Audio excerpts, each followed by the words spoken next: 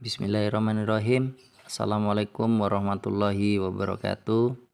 Tabi pun, Bapak Guru, Ibu Guru hebat sekalian. Saya Abdul Rahman, CGP Angkatan 9 Kota Bandar Lampung yang bertugas di SMP Negeri 13 Bandar Lampung. Pada kesempatan kali ini, izinkan saya untuk menyampaikan aksi nyata modul 1.4 tentang penerapan budaya positif di sekolah saya. Mudah-mudahan apa yang akan saya sampaikan ini bermanfaat terutama untuk saya dan sekolah saya, juga untuk Bapak Ibu guru hebat yang melihat. Baik, langsung saja. Yang pertama adalah latar belakang. Belum menyeluruhnya pemahaman warga sekolah, terutama guru, tentang penerapan konsep-konsep inti budaya positif, motivasi perilaku manusia, posisi kontrol guru, pembuatan keyakinan kelas atau sekolah, penerapan segitiga restitusi. Diharapkan jika seluruh konsep inti dapat dipahami oleh semua warga sekolah, maka akan terbangun budaya positif yang baik di lingkungan sekolah. Dan pada saat ini saya berharap untuk dapat berbagi kepada Bapak Ibu guru hebat saat ini. Mari kita sama-sama memahami konsep-konsep dan pemahaman dasar ini agar budaya positif dapat terbangun di sekolah kita. Berikutnya adalah tujuan. Tujuan dari penerapan budaya positif. Jelas, yang pertama, meningkatkan pengetahuan dan pemahaman budaya positif.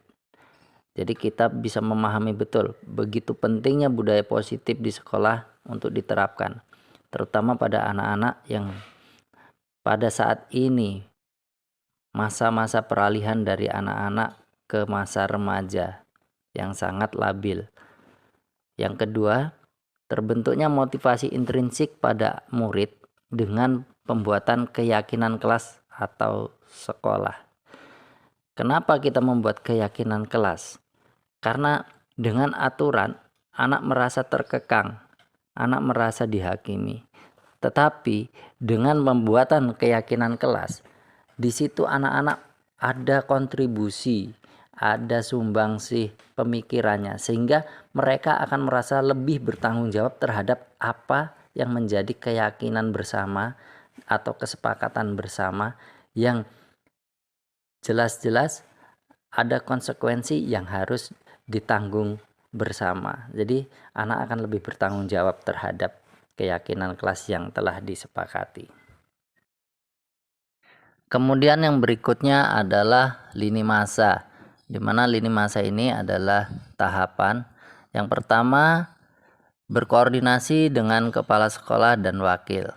Tentunya kita harus menyampaikan dulu maksud dan tujuan kita kepada kepala sekolah dan wakil kepala sekolah serta stakeholder yang terkait dengan penerapan budaya positif yang akan kita terapkan di sekolah. Yang berikutnya, melakukan diseminasi konsep inti dari budaya positif. Nah, ini berkaitan dengan dukungan rekan sejawat atau guru-guru. Makanya kita perlu mensosialisasikan budaya positif ini kepada rekan, juga kepada anak-anak, bisa melalui poster, bisa melalui stiker ataupun banner yang kita pasang. Yang berikutnya, yang ketiga, menyusun keyakinan kelas. Jadi menyusun keyakinan kelas ada beberapa prosedurnya.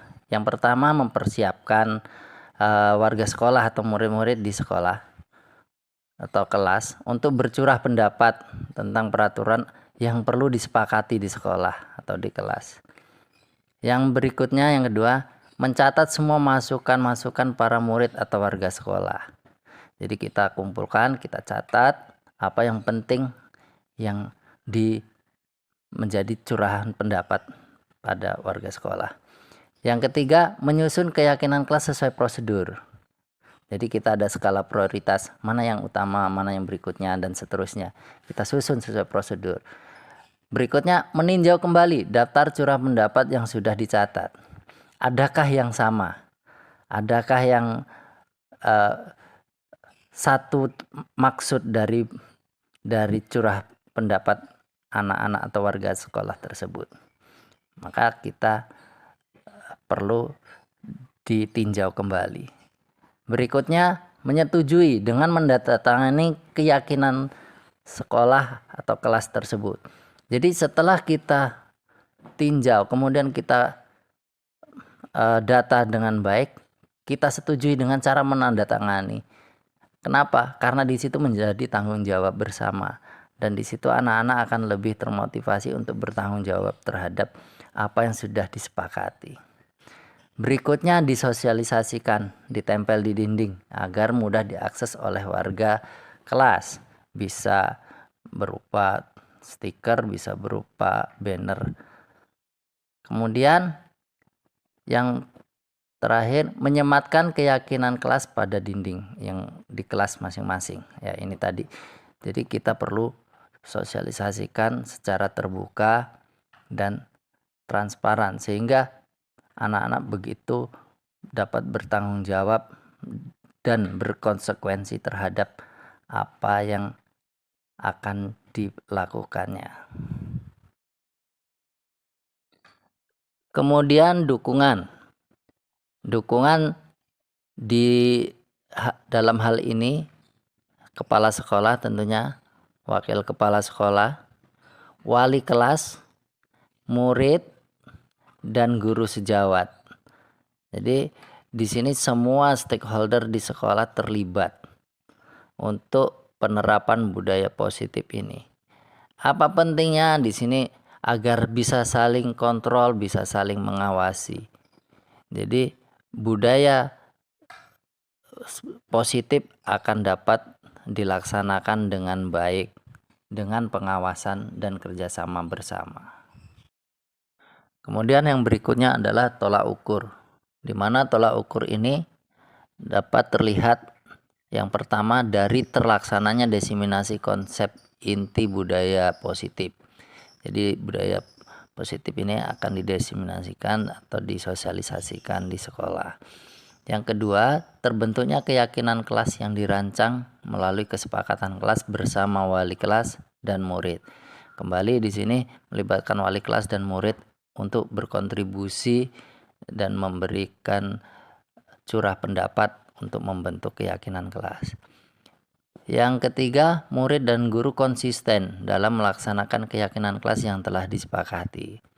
Jadi, murid dan guru diharapkan dapat konsisten bertanggung jawab penuh dengan apa yang sudah disepakati. Yang terakhir, terlaksananya penyelesaian masalah-masalah yang terjadi pada murid dengan penerapan segitiga restitusi. Di mana segitiga restitusi ini yang pertama kita menstabilkan identitas bahwa anak itu melakukan kesalahan itu adalah sebagai hal yang lumrah. Kemudian kita validasi tindakan yang salah. Yang terakhir kita menanyakan keyakinan kelas yang telah dilanggar. Baik, yang terakhir ini adalah budaya positif yang akan diterapkan di sekolah. Yang pertama adalah 5S, di mana 5S ini seperti yang kita ketahui bersama, salam, senyum, sapa, sopan, santun. Di mana 5S ini setiap sekolah mungkin sudah menerapkan semua tentang 5S ini. Tetapi untuk di SMP 13 ini ditambahkan 3B, di mana 3B ini, B pertama adalah berkah, B kedua adalah bahagia, B ketiga adalah bersama. Jadi bahagia bersama itu berkah, berkah itu kalau kita bahagia bersama, dan kebersamaan untuk bahagia itu menjadi berkah, dan bahagia itu adalah berkah bersama. Jadi di sini ingin disampaikan bahwa kebersamaan itu lebih indah tanpa kita menyebutkan bahwa bully itu tidak baik, tetapi kita dari sudut pandang positif, sebaiknya kita bersama-sama. B3 ini menghindari B yang 3 yang lainnya, yaitu be a buddy not a bully. Mungkin itu yang dapat saya sampaikan pada slide ini. Dan Akhir kata, terima kasih pada pembahasan kali ini. Jangan lupa kita saksikan, kita tonton bersama diseminasi budaya positif di sekolah kami dan penerapan-penerapan yang telah kami lakukan untuk budaya positif di sekolah kami. Saya akhiri. Wassalamualaikum warahmatullahi wabarakatuh. Enggak kan, sunat cewek aja nggak usah. Terima kasih. Tapi intinya. Assalamualaikum warahmatullahi wabarakatuh. Selamat siang Bapak Ibu sekalian, mudah-mudahan dalam keadaan sehat. Mohon izin Ibu Ima, Ibu Meti, Pak Sutris, senior di guru penggerak, juga rekan-rekan sekalian. Sebelum ke materi penerapan budaya positif di sekolah, saya sedikit berefleksi dulu. Ada metafor air itu mengalir dari tempat yang tinggi ke tempat yang rendah dan akan mengisi ruang-ruang yang ada celahnya. Saya berharap Bapak Ibu di sini mengosongkan segala pikiran dan masalah-masalah yang ada di rumah dan di saat pembelajaran, agar ada ruang sedikit yang bisa masuk yang akan saya sampaikan di sini. Mudah-mudahan bermanfaat buat kita semua. Amin ya robbal alamin.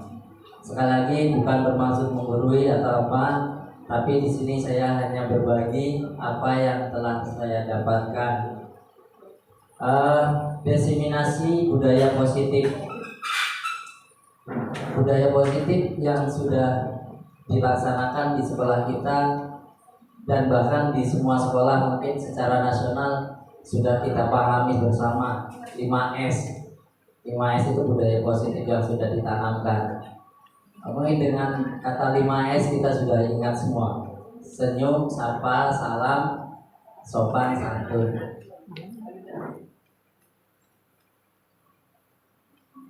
Baik Bapak Ibu, budaya positif itu apa sih? Budaya positif di sini adalah suatu pendekatan untuk menerapkan disiplin dari dalam diri anak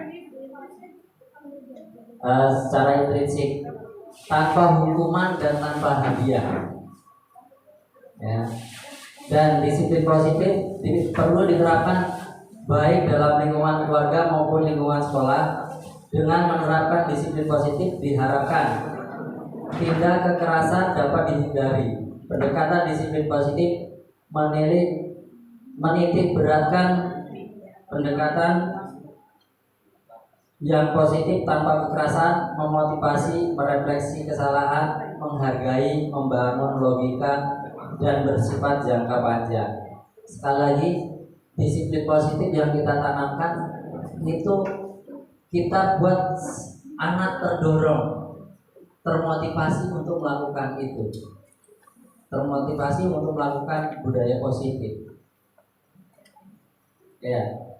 Kemudian tanpa ada embel-embel nanti saya dapat hukuman kalau tidak disiplin, atau nanti saya dapat hadiah kalau melakukan disiplin. Itu motivasi, tapi itu ekstrinsi dari luar, motivasi dari luar. Nah, yang kita harapkan adalah motivasi dari dalam anak itu sendiri. Nah, berikut ini teori motivasi. Seorang anak akan termotivasi, terdorong untuk bergerak. Yang pertama, untuk menghindari ketidaknyamanan atau hukuman. Nah, ini motivasi dari luar, Bapak Ibu. Jadi anak itu berdisiplin karena takut mendapatkan rasa tidak nyaman. Ini terjadi. Misalnya anak di sekolahan ketika mau ketemu gurunya, saya begini nanti kalau nggak dihukum. Nah, ada rasa tidak nyaman, ada rasa takut hukuman. Dan yang kedua, untuk mendapatkan imbalan atau penghargaan dari orang lain. Ini juga dorongan dari luar. Misalnya saya harus begini. Kalau anak-anak motivasinya biasanya imbalannya berupa nilai. Oh, saya berbuat baik, nanti nilai saya bagus. Itu juga motivasi.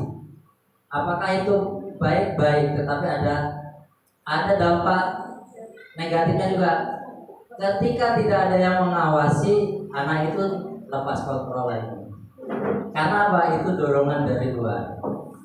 Kalau saya bilang itu lebih pada taat aturan. Taat aturan itu ketika ada yang membuat peraturan, kita sangat disiplin. Contohnya kita di jalan raya saja lah Bapak Ibu. Di jalan raya kalau lampu merah ada polisi, kita berhenti lampu merah. Tetapi ketika tidak ada yang mengatur, ketika tidak ada polisi dan jalanan sepi mau jalan lampu merah pun kita akan terus terobos. Nah itu baru taat aturan. Tetapi kita mengharapkan anak itu taat asas. Ada atau tidak ada yang mengawasi, kita ikuti. Sepi atau ramai, ada polisi atau tidak, kalau lampu merah dia berhenti. Nah itu lebih pada taat asas. Nah yang ketiga, untuk menjadi orang yang mereka inginkan dan menghargai diri sendiri dengan nilai-nilai yang mereka percaya. Kalau sudah percaya itu adalah bersangkutan dengan keyakinan. Jadi anak itu yakin bahwa dia itu bisa menjadi sesuatu yang lebih baik. Nah, dorongan inilah, saya jadi lebih baik. Saya ingin jadi lebih bermanfaat. Saya ingin jadi lebih. Itulah yang kita dorong. Itulah yang motivasi yang kita harapkan ada pada anak-anak.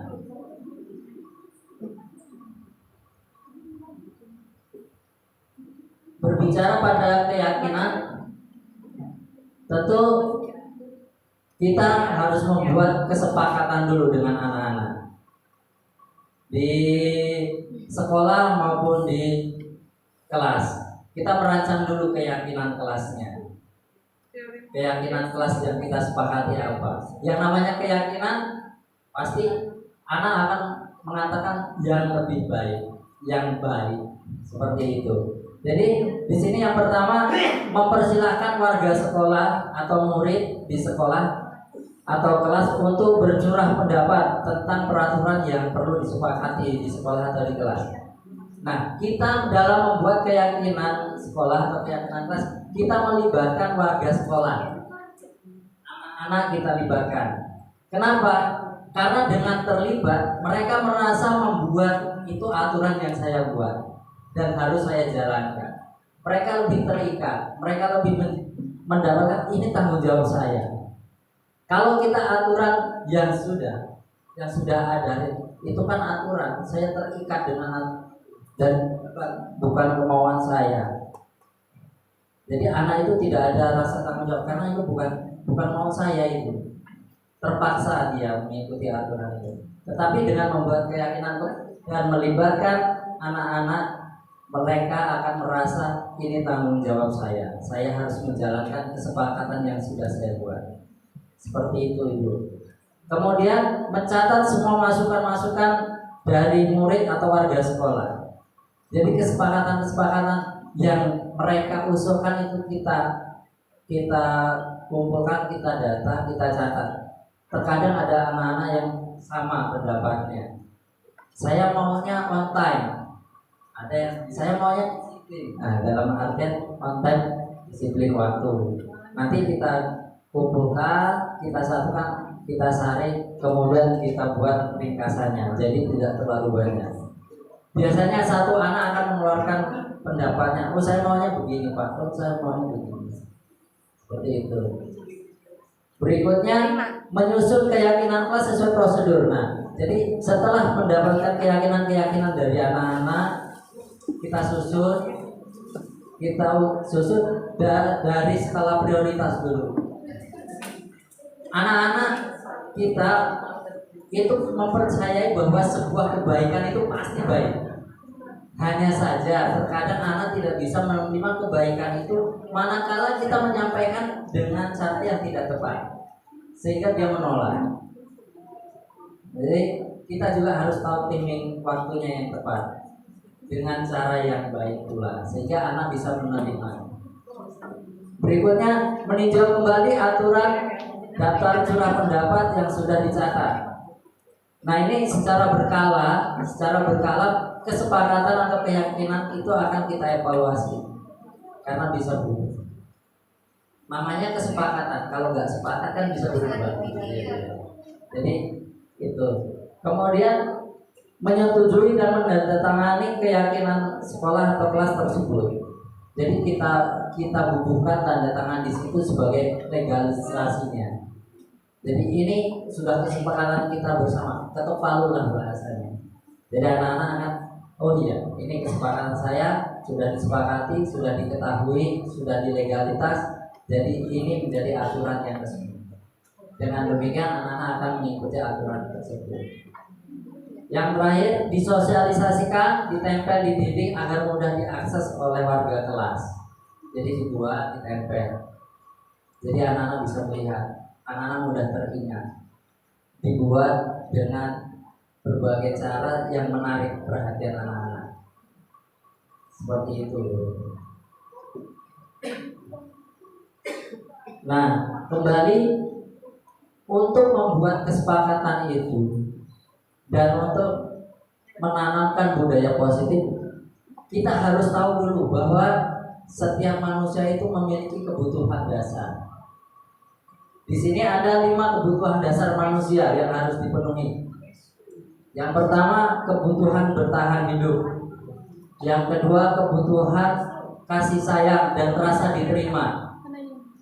Yang ketiga, kebutuhan penguasaan. Yang keempat, kebutuhan kebebasan. Yang kelima, kebutuhan kebahagiaan. Jadi kebutuhan ini perlu dipenuhi, Bapak Ibu. Anak-anak tidak bisa melakukan kesepakatan kelas. Dia akan tetap melanggar apabila kebutuhannya tidak terpenuhi. Kebutuhannya harus dipenuhi dulu. Dan mereka akan berusaha memenuhi kebutuhan hidupnya ini, memenuhi kebutuhan dasarnya ini dengan berbagai cara. Nah, tugas kita apa? Tugas kita mendorong agar mereka bisa memenuhi kebutuhannya dengan cara-cara yang baik dan positif. Saya ambil contoh begini, Bapak Ibu. Misalnya ada seorang anak istirahat, tiba-tiba dia merebut temannya, merebut bekal temannya dimakan. Itu kita harus tahu dulu kebutuhan dia itu apa. Kalau dia dari rumah ngomong, saya belum sarapan, saya nggak pernah sarapan dari rumah, ibu saya nggak sempat membawa bekal, artinya dia lapar. Dia memenuhi kebutuhan itu bertahan hidup.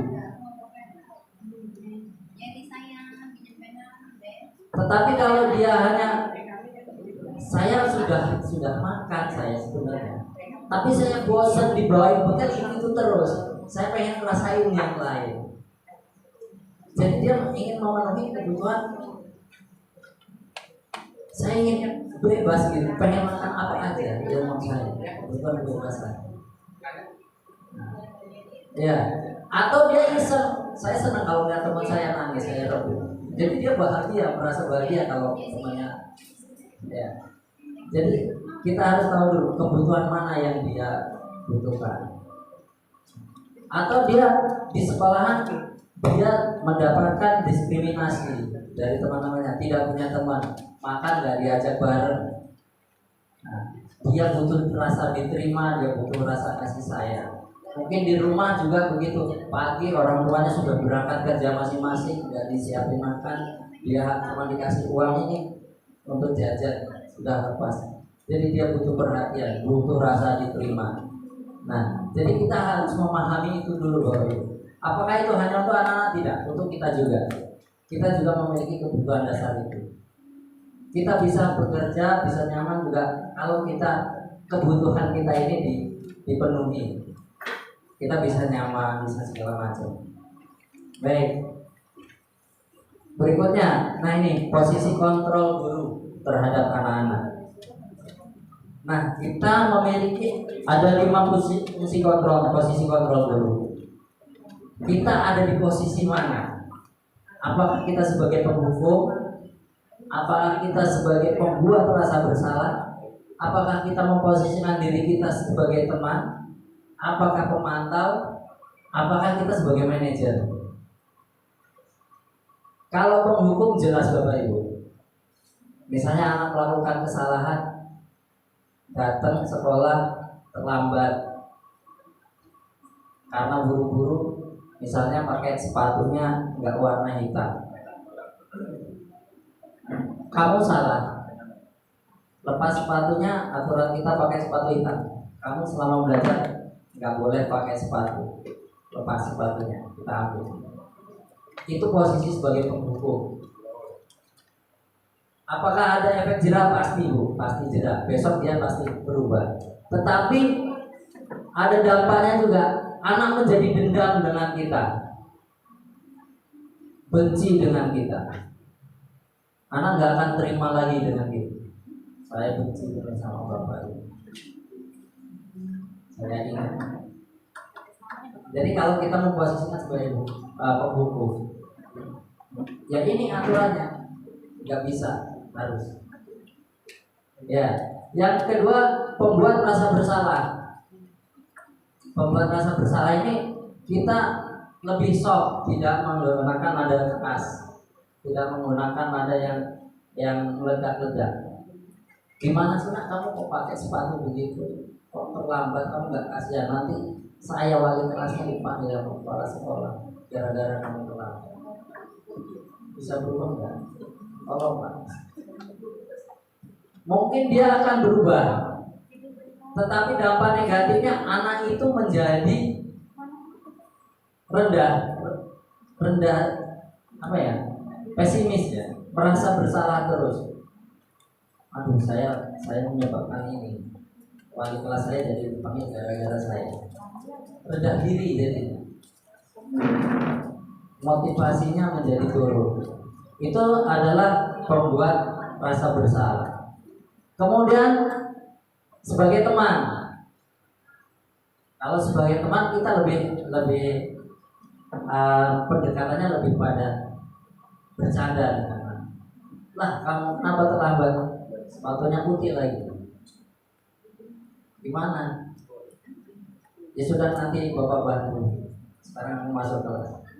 Mungkin dia akan sambil tertawa, dia tidak marah, dia tidak dendam, sambil tertawa. Tetapi mungkin itu hanya pada kita Bapak Ibu, belum tentu dengan guru yang lain. Karena dia merasanya saya nyaman sama Bapak Ibu, yang lain enggak. Anak akan seperti itu. Kemudian sebagai pemantau, pemantau ini hanya menjaga hukum dan konsekuensi. Jadi menjaga hukum dan konsekuensi ini fungsi pemantau. Jadi ya sudah, kamu terlambat, konsekuensinya apa? Dia tidak pakai nada tinggi juga, tapi konsekuensinya kamu dalam belajar tidak pakai sepatu karena sepatu kamu tidak hitam. Seperti itu. Jadi dia hanya menjalankan ini real, ini aturannya, rule-nya begini, sudah. Ya. Nah, yang idealnya yang kita harapkan adalah sebagai manajer. Sebagai manajer ini kita memberikan solusi berdampak anak berubah, anak tidak dendam, anak tidak merasa dipermalukan, anak tidak merasa dipersalahkan. Jadi misalnya anak terlambat, pakai sepatunya nggak sesuai, kita panggil. Kenapa nak kamu terlambat? Ini sebagai manajer. Kenapa kamu terlambat? Iya Pak, saya terlambat, buru-buru, kebangunnya kesiangan, tadi malam main game. Salah nggak itu? Iya. Ya sudah, besok jangan diulangi lagi ya. Gimana caranya? Ya mungkin besok saya akan bangun pagi Pak, saya nggak akan bermain game lagi. Jadi dia menyadari kesalahannya, dia akan memperbaikinya tanpa dia merasa dipersalahkan. sama gurunya tanpa dia dipojokkan. Nah, berikutnya ini solusi yang ditawarkan, segitiga restitusi. Ya, segitiga restitusi. Yang pertama, menstabilkan identitas. Jadi tadi distabilkan dulu identitas anak itu. Jadi dia merasa bersalah itu kita stabilkan dulu. Biasanya meledak-ledak dia, udah salah karena malu, marah. Nah, kita stabilkan dulu. Kenapa kamu terlambat, Nak? Iya Pak, saya udah bangunnya kesiangan. Buru-buru, jadi sepatunya salah. Kenapa bisa kesiangan? Karena main game. Kita stabilkan dulu. Iya, wajar, manusiawi, lumrah. Orang salah itu lumrah. Dia nggak merasa disalahkan. Lumrah orang salah itu. Berapa aja kalau ada game baru main, kalau belum menang belum berhenti. Begitu. Jadi anak ada, oh, ya juga. Nah, jadi sudah stabil dia. Saya ada pembelaan. Setelah itu baru ke tahap selanjutnya, validasi tindakan salah. Jadi kita validasi tindakan salah. Tetapi nah, kalau main game terus imbasnya kamu terlambat, kamu datang pakai sepatu bukan yang warna hitam, itu salah enggak? Dengan sendirinya dia akan iya, itu salah. Iya, itu salah, Pak. Memang saya main game semalam enggak ada. Salah, melanggar aturan. Apa yang kamu langgar? Kan begitu. Terus bagaimana cara kamu memperbaikinya? Keyakinan apa yang kamu langgar di sini? Nah, baru ditanyakan keyakinannya. Yang sudah disepakati kita buat itu. Oh iya, saya sudah keyakinan di sini kita disiplin. Saya tidak disiplin waktu. Nah, jadi penanganan yang demikian yang diharapkan. Jadi anak berubah tanpa merasa dihakimi, tanpa merasa disalahkan. Nah, budaya positif apa yang ingin saya terapkan di sekolah ini, yang saya harapkan bisa dapat dukungan dari rekan-rekan sekalian.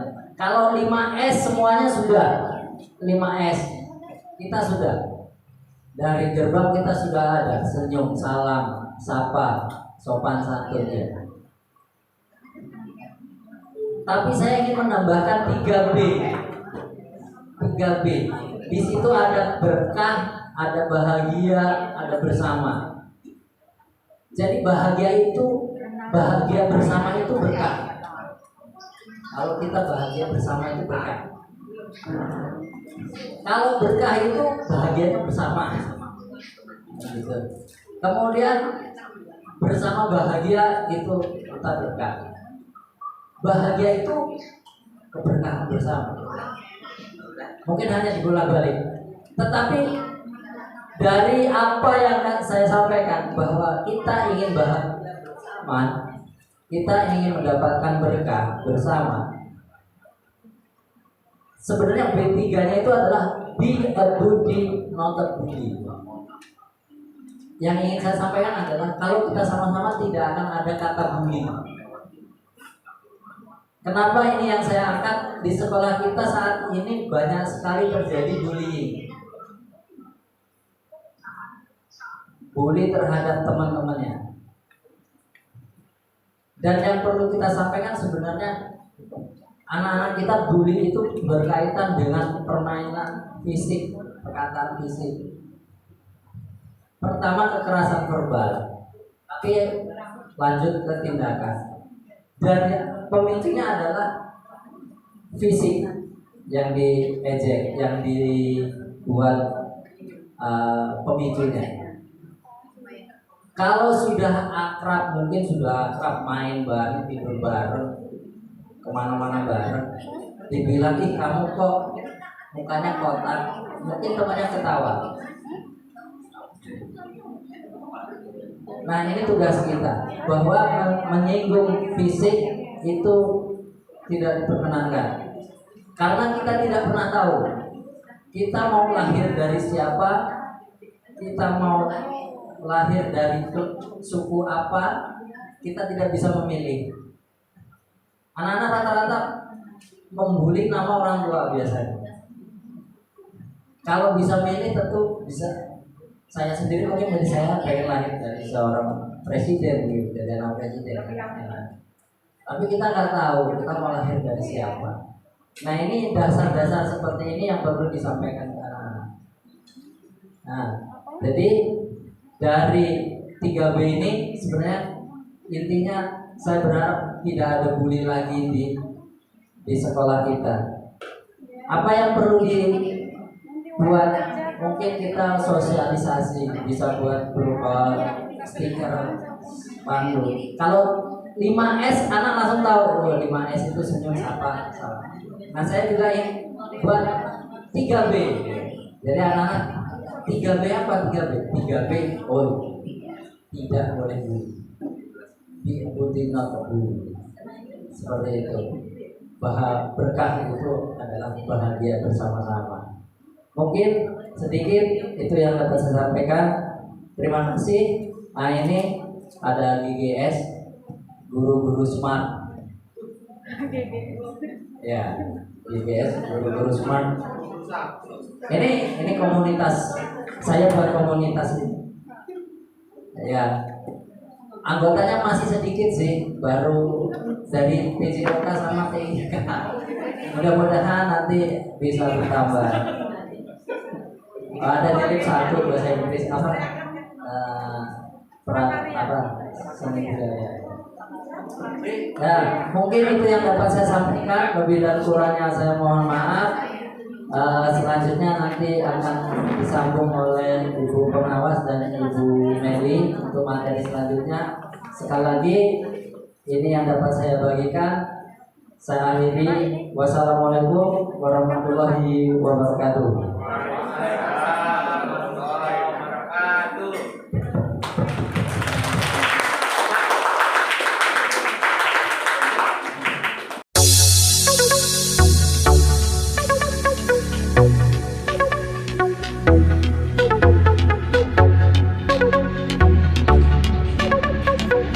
Waalaikumsalam. Waalaikumsalam.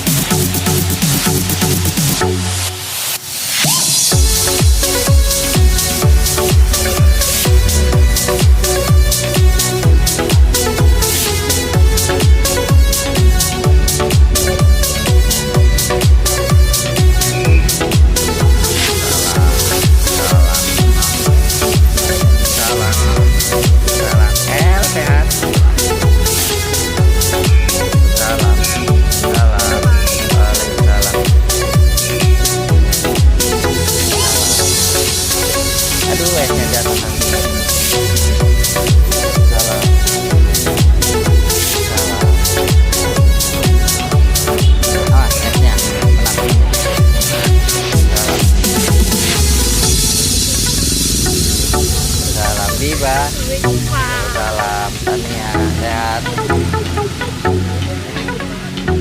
Salam. Salam sehat kamu. Salam.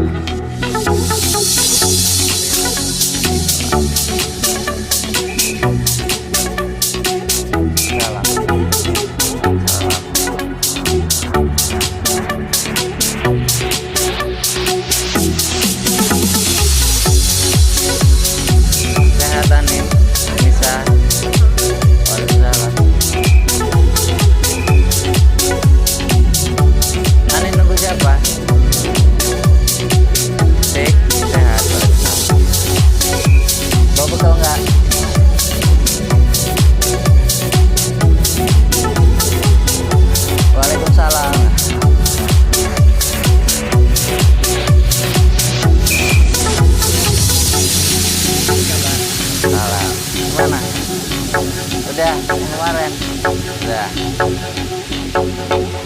Waalaikumsalam.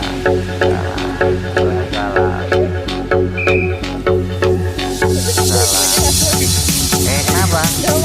Hah?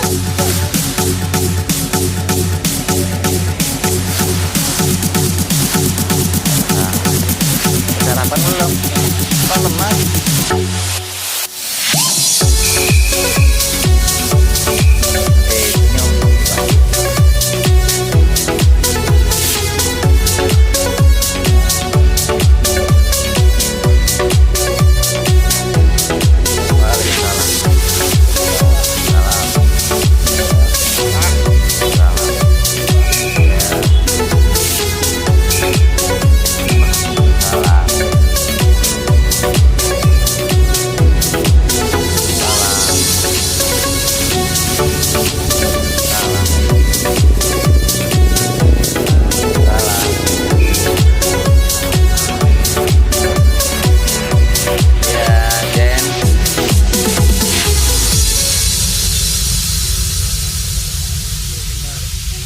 Saya.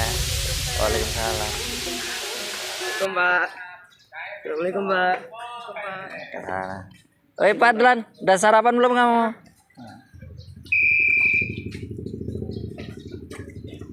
Waalaikumsalam. Waalaikumsalam.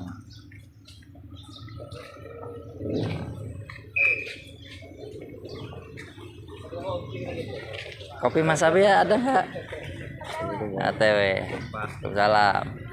Wih, Ki.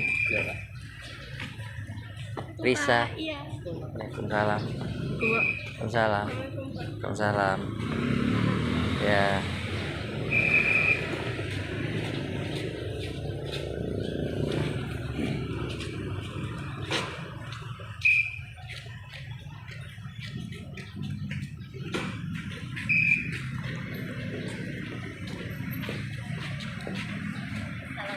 Waalaikumsalam.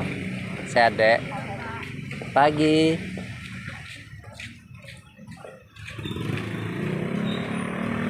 Assalamualaikum Yunda.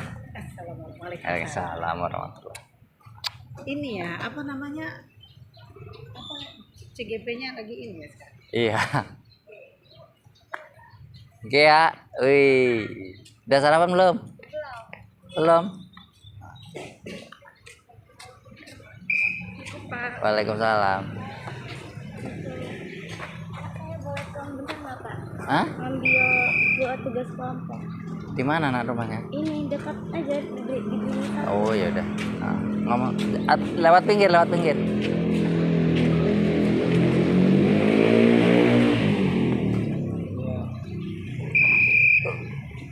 Mampir ngopi. Yuk lanjut.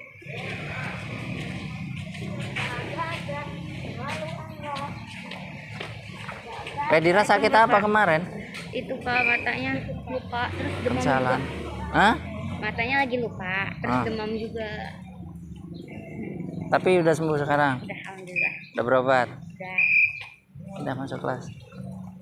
Jangan jajan sembarangan makanya.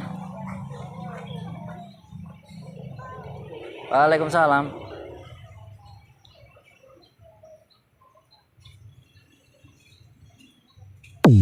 Woi, Mas.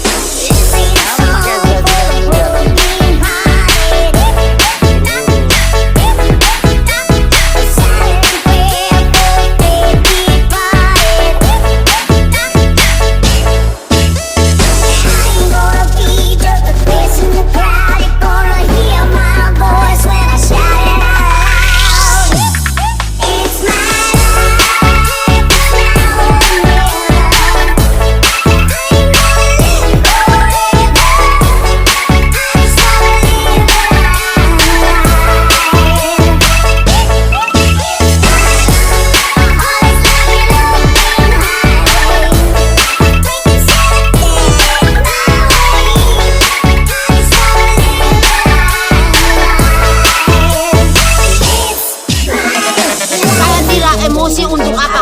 Hanya Omar Esa.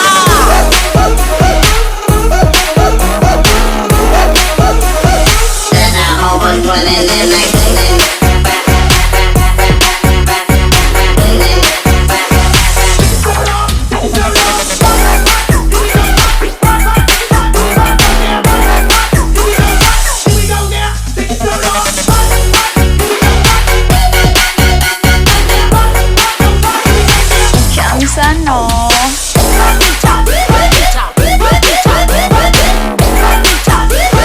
Kampung Rote punya dong.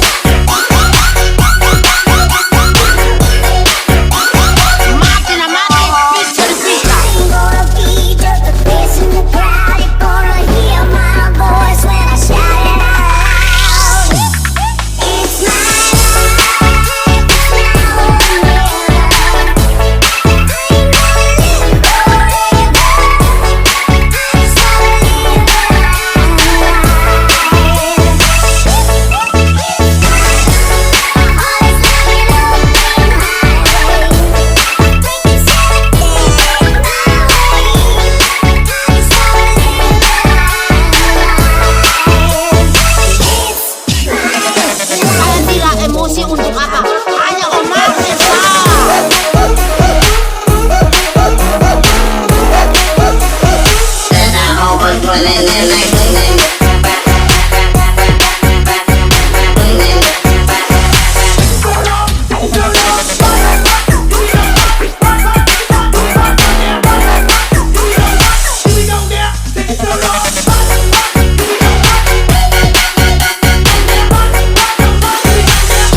Sana.